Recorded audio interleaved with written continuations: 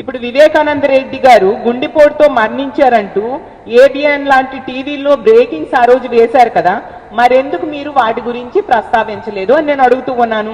వివేకానంద రెడ్డి గారు గుండెపోటుతో చనిపోయారు అంటూ ఆయన బావమర్ది శివప్రకాష్ రెడ్డి గారు చెప్పినట్టుగా ఎమ్మెల్యే ఆదినారాయణ రెడ్డి చెప్పిన వీడియోలు ఉన్నాయి కదమ్మా, ఆ కోణంలో దర్యాప్తు ఎందుకు కోరడం లేదు అని మిమ్మల్ని నేను అడుగుతూ ఉన్నాను.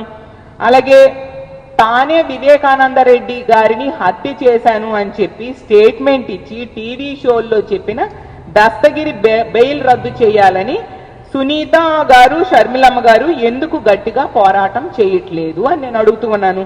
మరీ దారుణం ఏంటంటే ఇదే దస్తగిరికి ఉన్న లాయరు, సునీత గారికి ఉన్న లాయరు, చంద్రబాబు నాయుడు గారికి ఉన్న లాయరు, ఆ సిద్ధార్థ్ లోత్రా అనే వ్యక్తి ఒకే వ్యక్తి అంట.